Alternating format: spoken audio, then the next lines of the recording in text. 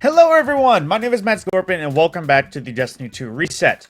Now, with the reset going on, basically there's a few things going on that are of note. The second week of Grandmasters is live, which means that, of course that means the main rotation has gone around, but it's probably been between the first hardest nightfall to the second hardest nightfall, depending on how you view it, the second hardest to first hardest, whatever, boosted valor, and some other things going on. Possibly the climax of the season for now, as it is, week 8 of the season, and that's typically where it says it is wrapping up. So, in that note, to view everything in the world. Now, starting from strikes, like I said, it is currently the light blade for the nightfall, and of course that also means Grandmaster is available. So, if you want to run it on Grandmaster, the modifiers are as follows: Empath for enhanced radar, Unstoppable barrier champions, Chaff for no radar, then the usual Grandmaster modifiers: join in progress disabled, match game, equipment lock, extinguish, mob champions, limited revive, the sort, and then as well we have shielded foes of arc and solar, so that's always going to be a problem. And then we also have an arc burn, which is going to be bad because of all the boomers, the hive boomers, the wizards, and as well the boss itself. His one ranged attack is a really wrapping shot of, well, Void Light. But this week is also available for the first time Adept and Mindbender's Ambition. I almost said Ambition's Redend, but that's wrong. But yeah, it's Mindbender's Ambition currently. If you want to get your hands on the Adept one, it's one of the only few Adept shotguns, not to mention Adept aggressive frame shotguns in the game. So if you want to get your hands on one of those, I would recommend going for it. Maybe do some of the other strikes if you haven't done them yet, or get a friend to carry you, or get a friend to trigger other strikes. But aside from that, nothing going on with Gambit. No new boosters, no new experimental game modes, no nothing. And then in Crucible, we have currently Rift for our rotation game. You remember Rift, we were introduced last season. Basically, football meets Destiny. And then, per the usual, Crucible Lab still has the, I think, zone control going. Yep, zone control is still going, so that's a thing. Now, for everything else, into our Legends tab. For King's Fall, our challenge. It was Golgoroth, which means it is now the Sisters Challenge, which is under construction. I can't say for certain what that challenge is, just because I have no idea, but it is Sisters Challenge if you want to know where to look out for it and find out what you have to do for it. And as well with Master Mode, we have Mobility-focused armor for King's Fall Master Mode.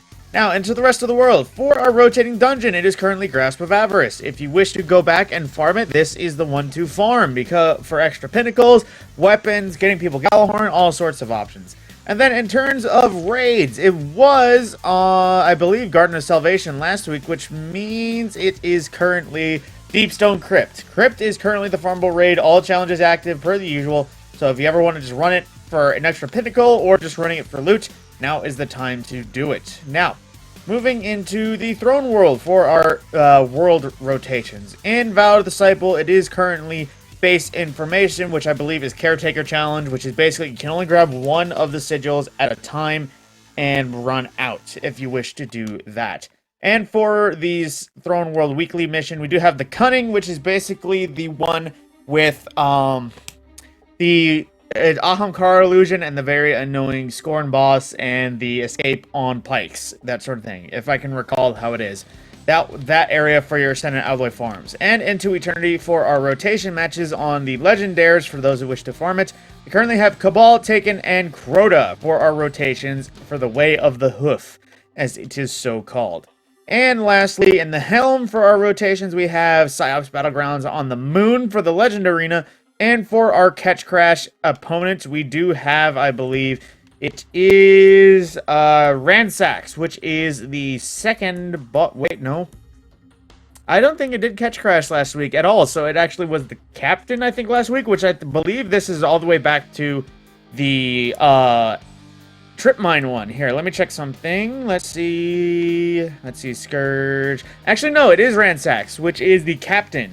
Weird rotations. I'm not sure if that works. Actually, no, that works. Never mind. Forgot about that. But yeah, it is the big captain. He's the one that runs in and out of the arena several times during damage and summons bosses and eventually leads out to the main deck. Now, into the challenges for this week. Now, to see them. On a small note, This was some bullshit last week with some of these challenges. Like, that one I don't have done just because I haven't put enough attention to the third weapon I crafted. And then that one, it took me an hour and a half outside of the Vault of Glass, killing Vex, to get half of the progress. I'd started around 50%, and it took me an hour and a half of killing Praetorians and Cyclops outside of the Vault of Glass to even get that to finish.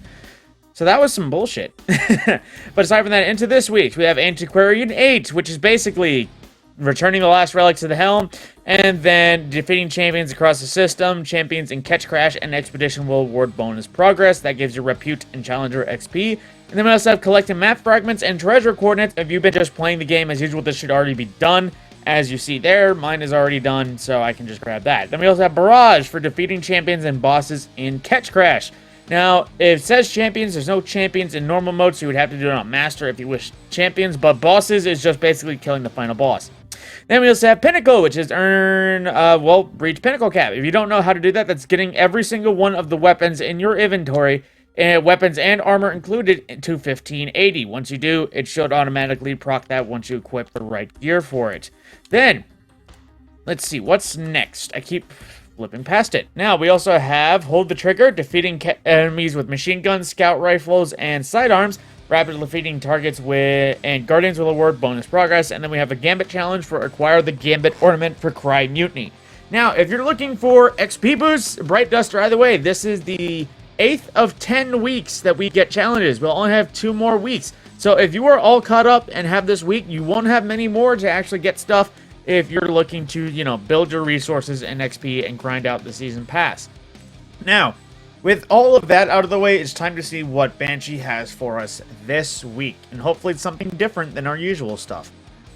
Now, off the bat, we have Legal Action 2, a very well-performing, high-impact pulse rifle. And not a lot of people might not think it's so great just because it doesn't have an origin trait, but at the same time, I have rolled a Surplus Rampage, and oh boy, is it one of the best feeling pulse rifles I have for Crucible in the game so far. And that's a pretty good roll on its own for Crucible as well, even PvE if you so wish it. And also have Budka, the sidearm introduced this season. It's a Hake one, so it's got the Hake boost. Pugilist for regen, Osmosis, good for your elemental builds if you so desire it. But you know, it's still a sidearm, so and there's no sidearm mods in the thing right now, so it's iffy if it'll make it work. Then we also have Ogma PR6, a weapon that has several roles that can benefit you. Wellspring for the PvE, Stats for All for everything else. Oh, my controller's died. I just need to plug it in. And, you know, it's a bunch of different other things. That's a pretty good pulse rifle, more Crucible focused just because lightweights are a bit dinky in terms of pure damage, but aside from that, still a pretty good overall. Then we also have Amalon Galu RR3, which is probably a sniper better for Crucible. It still has some decent enough PvE rolls as well, but I would definitely recommend it more for a Crucible roll just because of the way Amalon Fluent dynamics work.